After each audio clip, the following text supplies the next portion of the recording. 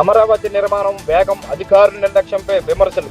కూటమి ప్రభుత్వం అధికారంలోకి వచ్చిన తర్వాత రాజధాని నిర్మాణ పనులు వేగం పుంజుకున్నాయని, గత ప్రభుత్వ కాలంలో పూర్తిగా పక్కన పెట్టిన అమరావతి అభివృద్ధిని కూటమి ప్రభుత్వం గత 8 నెలల నుంచి నిరంతరంగా ముందుకు తీసుకువెళ్లి మొదటి శాశ్వత భవనాన్ని ప్రజల వినియోగానికి అందుబాటులోకి తెచ్చిందని, అయితే ఈ పురోగతికి కొంతమంది అధికారులు అవరోధంగా మారుతున్నారని ఆరోపణలు వినిపిస్తున్నాయి.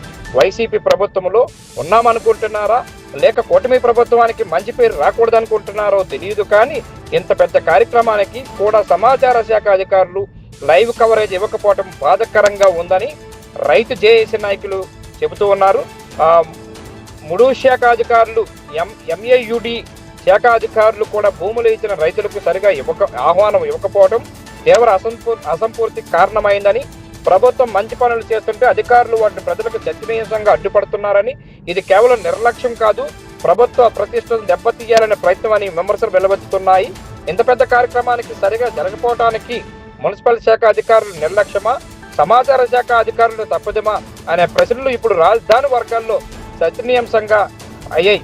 ఇప్పటికైనా ప్రభుత్వం కళ్ళు తెరిచి ఈ వ్యవహారంపై దృష్టి పెట్టకపోతే గతంలో వైసీపీ చేసిన గ్రాఫిక్స్ తప్పుదాలకు చూపే ఆరోపణలు బలం చేకూరుతుందని జేఏసీ నేతలు హెచ్చరిస్తున్నారు.